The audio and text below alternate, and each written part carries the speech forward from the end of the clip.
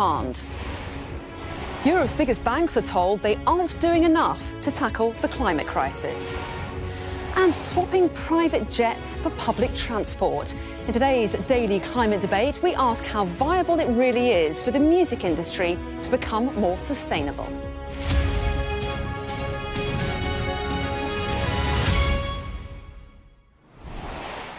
Hello and welcome to the UK's only daily climate news show, where we track the changes happening to our world right now and challenge those coming up with the solutions. And one of those solutions is renewable energy. But today, its limitations have once again come into focus as a coal-fired power station was needed to balance Britain's electricity supply and demand. Now, that's despite a government aim that the fossil fuel will be phased out entirely over the next 3 years. Let's take a look at our data dashboard. And at the very top, you can see the real-time power mix in Great Britain. And at the moment, you can see 52% is coming from fossil fuels. We've got 30% coming from renewable sources, and we've got 18% there coming from nuclear. So let's get more on this now with our science correspondent, Thomas Moore. So, Thomas, is this a cause of a concern as we transition away from fossil fuels? Well, it certainly shows the challenge, and coal is the dirtiest of all the fossil fuels, and that's why we have seen long periods where we're not burning coal anymore. But this shows that coal is not dead. We still rely on it for peaks in demand. And this has happened because of a perfect storm. On one hand, you've got a spike in gas prices at the moment because of a global supply crunch. And that means it becomes more economic to fire up those coal-powered fire stations again. But secondly, you've also got a situation where the wind really hasn't been blowing today. It's been very light. This morning, about 500 megawatts was being generated. Compare that to one day in May, where you had 14,000 megawatts. And although it's been a sunny day, the solar farms can't yet fill that gap. And that's why people have gone back to the bad old fossil fuels. And it shows two things. One, consumers are likely to face a spike in energy prices this winter because of that rise in global gas prices. But secondly, it shows the challenge of moving the grid over to net zero, decarbonising it, that we need much more green energy on a huge scale, and that would give us energy security, but also independence from those fluctuating global gas prices. But importantly, we also need to find a way of storing energy, not just from day to day when we get these fluctuations in generation capacity, but also season to season, finding a way of holding that energy in the summer, the autumn, the spring, and using it in the winter when demand really does peak. Thomas, thanks very much indeed. Now let's take a look at some of the day's other climate news now. And New Zealand has recorded its warmest winter ever, which scientists there are attributing to climate change. Temperatures in June, July and August averaged at 9.8 degrees Celsius. Now that's 0.2 degrees higher than last year's record, but 1.3 degrees above the long-term average. COP26 President Alok Sharma is in China speaking to government officials about climate change targets ahead of November's COP26 conference in Glasgow. Xi Jinping has been meeting with Mr Sharma to discuss how the UK and China will work together to ensure the summit is successful. The Greek government has created a new ministry to address the impact that climate change is having on the country. It comes after intense heat waves and wildfires in parts of southern Europe in July and August. Minister Christos Stylianides will head the department, which will cover firefighting, disaster relief and policies to adapt to rising temperatures. Hedgerows are being hailed as the unsung heroes of climate protection. New research has suggested that investing in them could be hugely beneficial to both our climate and the economy. Campaigners are calling for the government to invest in hedgerows, which they say provide flood protection, a carbon sink, protection for vulnerable species, as well as creating up to 25,000 jobs. And the UK is being urged to invest more in artificial meat to help tackle the climate crisis.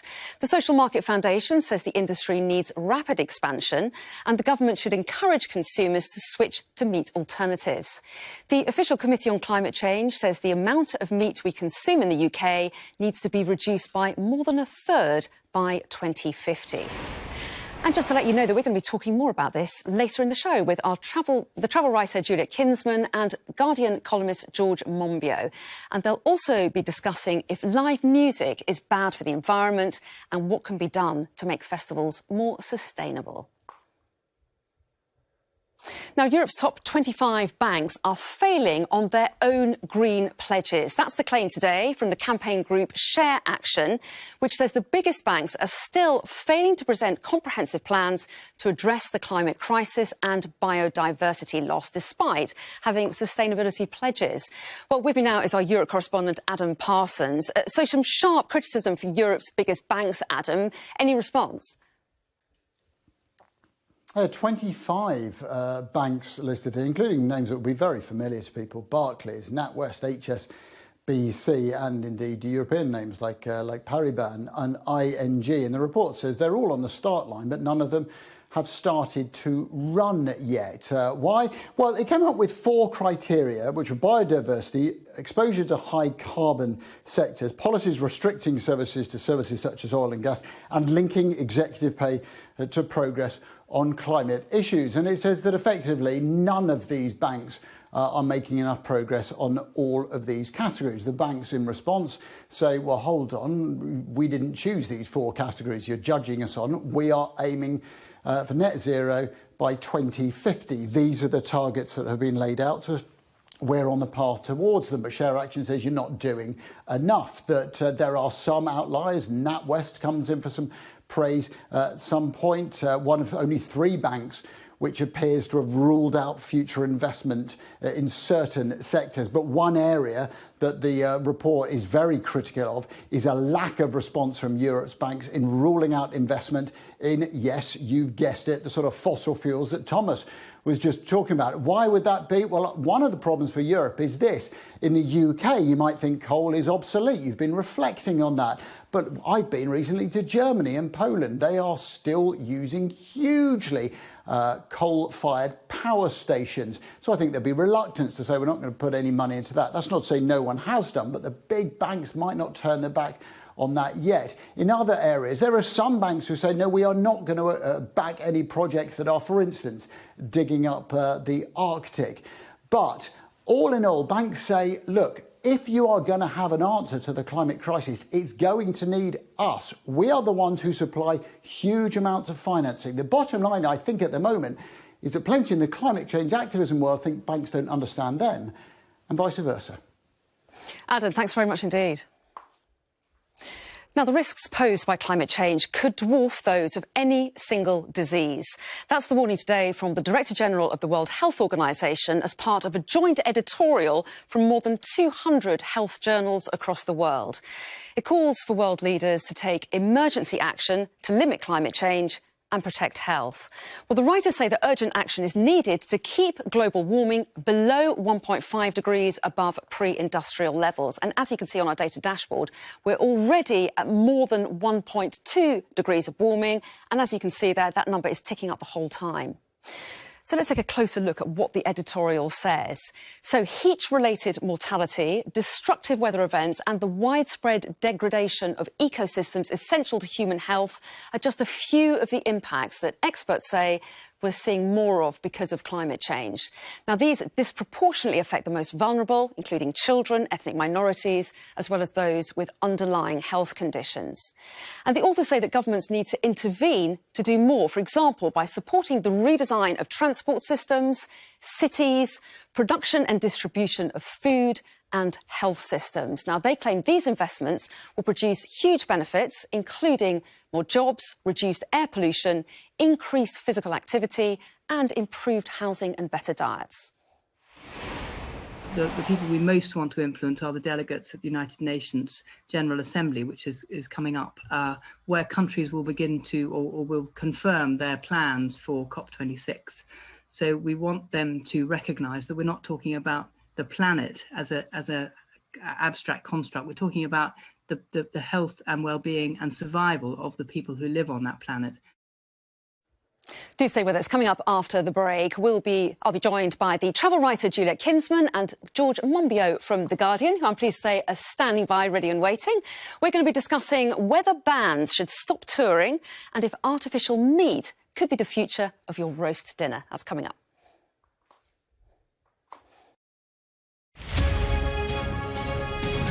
I would say there's a chance that she's still alive. And I know the Germans have called this a murder inquiry, but I'm going to stick with Operation Grange and say it's a missing persons inquiry still. I was told there was a girl had gone missing in Portugal, in fact, in the Algarve, in a place I'd never heard of called Pradeluge. And I expected her to be found by the time I actually got there. Obviously, as you know, that hasn't happened. But when I first got there, it was quite clear that it was fairly haphazard, the search operation. And I think you've seen a photograph there that I took of the very flimsy, not this one you're looking at now, but another one of the gate. I was able to walk up the steps and actually pop in and even introduce myself, that's the one, to the family. And I didn't have a long chat with them just to say hello, because they were actually due to go off to report a missing persons case at the police station. So I just said, look, I'll do everything I can to help. It looked very much like a snatch from either a loan or a paedophile gang to order that had been studying the apartment. I think, having looked at this case now for 14 years, as you say, it looks to me like there were people watching the apartment and monitoring her when she was there. I think in my book, I point out two blonde-haired guys who were seen literally an hour or two before she went missing on a balcony below or nearby, very near the apartment. And nobody's ever come forward and worked out who these two men were. They were seen by various people. I believe one of those was Christian Bruckner, who is now the current prime suspect in the case. And as of June last year, it's been a kind of mad scramble to understand, what he was doing there and how he was able to live there for 7 years when he'd been convicted twice of child pornography and indeed of molesting children in Germany, and had many, many other cases against him. In fact, I've traced 19 different convictions against him in my book. And he was able to live for 7 years in Pradeluge, just less than a kilometre from the Ocean Club. Somehow the police didn't think he would be of interest to arrest and question.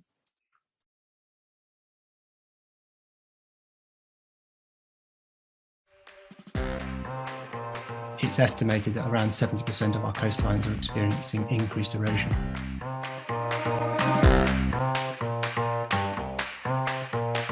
We start with a steel structure that we put into the seafloor.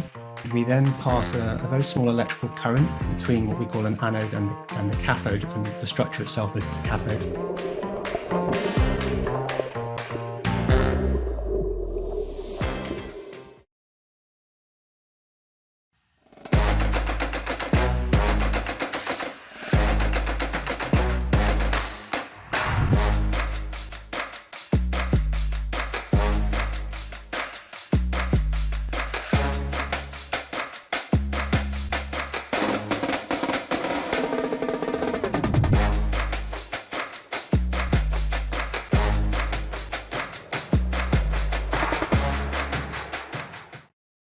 Did you know that driving us to school creates extra toxic air at drop-off and pick-up times? Tuesday looks like being a fine day for most and extremely warm down in the southeast as well. Temperatures reaching anywhere between 28 and 30 degrees Celsius. That's 86 degrees Fahrenheit. There'll be more in the way of cloud over Scotland, but even here it should break at times. It's just the Northern Isles that stay rather dull throughout the day. So in terms of air quality, pollution remains low for many parts of the country, but for England and Wales it could be moderate. And in one or two areas we could see that moderate level reaching 5 or 6. The Air Quality Report, sponsored by Philips Air Purifiers. Welcome back to the Daily Climate Show on Sky News. And we're getting straight to discussing now the climate issues of the day and challenge the solutions to them with Juliet Kinsman, sustainability editor of Condé Nast Traveller, and The Guardian columnist George Monbiot. So A very warm welcome to both of you. Really nice to have you on the show. Thanks for joining us. And we're starting talking about live music because scientists from the University of Manchester have been studying the band Massive Attack's latest tour. Now, they've used the data to come up with a series of recommendations for how to reduce the industry's carbon footprint. Now, the suggestions cover everything from bands swapping private jets for public trains to gig and concert venues using renewable energy. And they think that fans should be offered incentives to travel to events by public transport.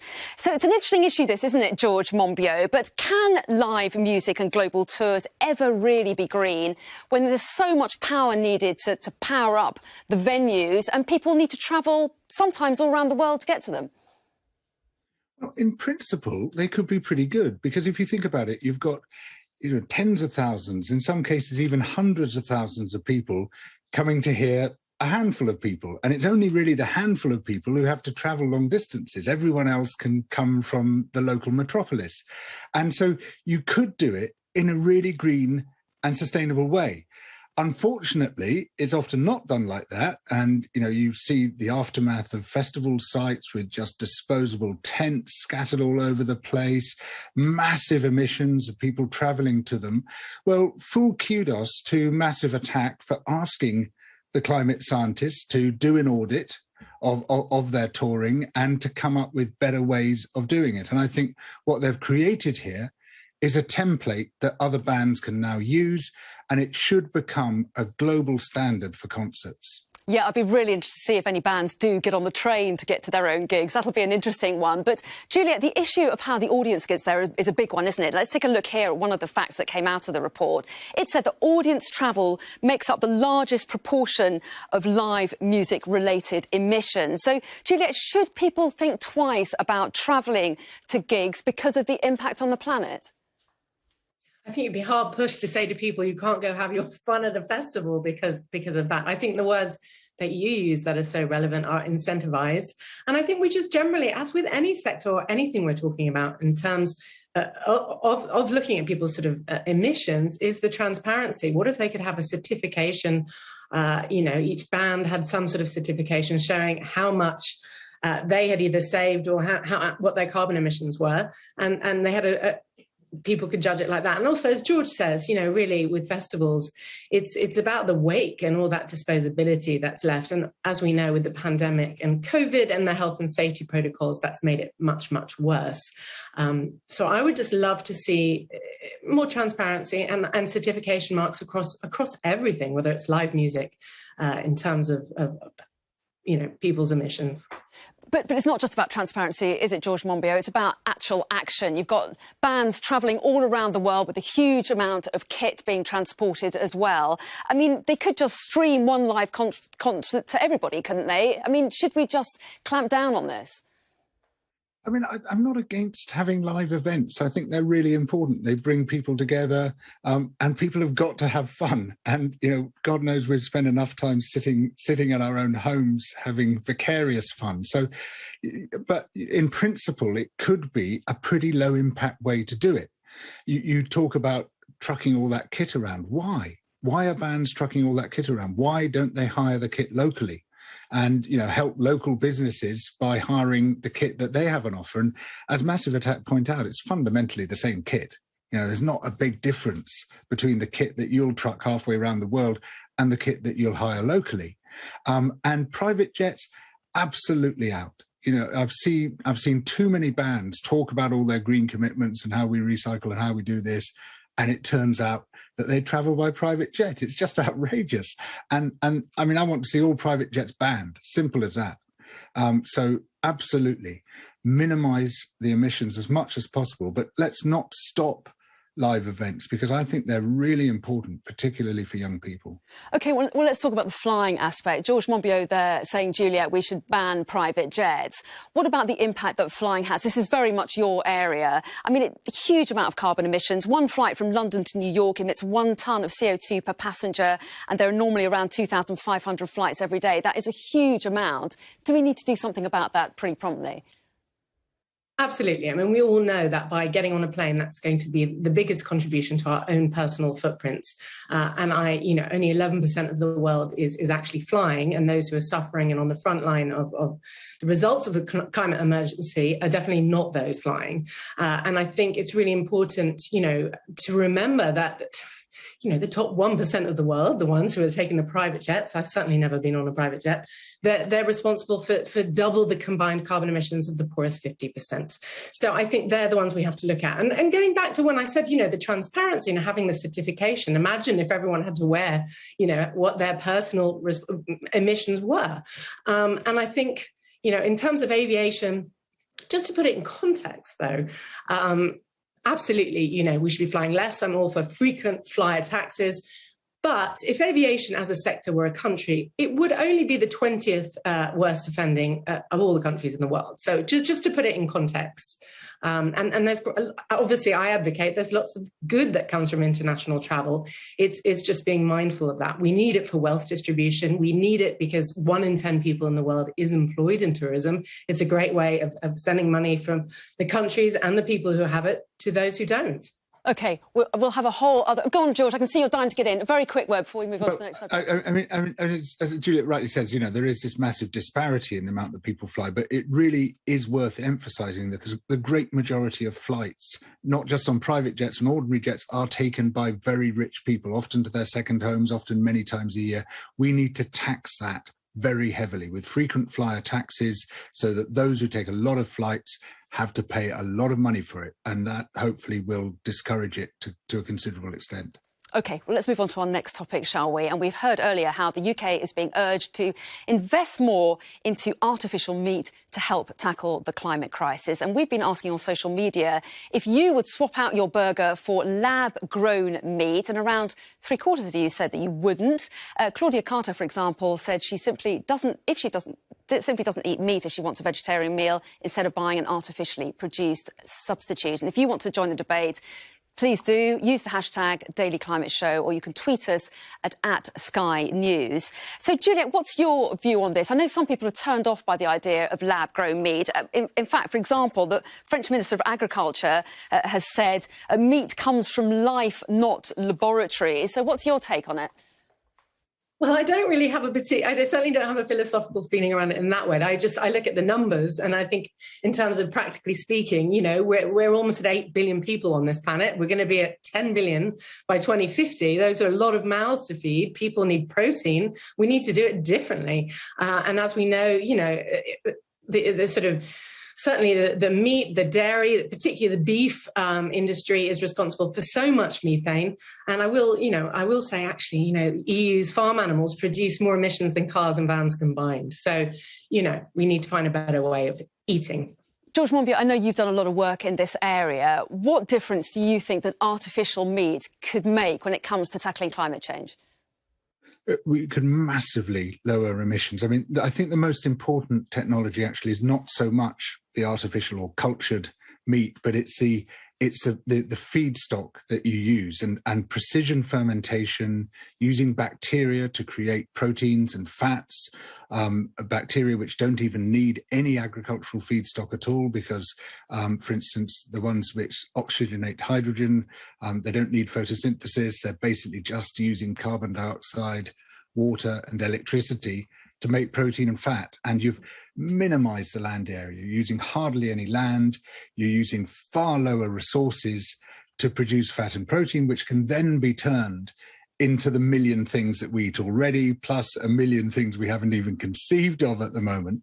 And when you compare that to your chicken broiler shed or your industrial concentrated pork production, with their immense cruelty, their really disgusting nature, swimming around in feces, lots of contamination, that clean meat and the clean substitutes for it, it's very hard to see how those are less appealing than the things they're meant to replace. OK, well, George Monbiot and Juliet Kinsman, really interesting debate. I'm sure we'll return to this subject in future as well. But for the moment, thanks both very much indeed for taking us through your views on those areas. And that's everything from us for today. But coming up on the Daily Climate Show tomorrow, as a public inquiry opens into a proposed coal mine in Cumbria, we'll be looking at whether fossil fuel projects are putting the UK's leadership of the crucial COP26 climate summit at stake. That's coming up tomorrow. Do stay tuned. We've got lots coming up on Sky News tonight in just a moment with Sarah Hewson. The Prime Minister is set to finalise controversial plans to fund social care, risking a major rebellion inside the party. Thanks for watching. See you next time.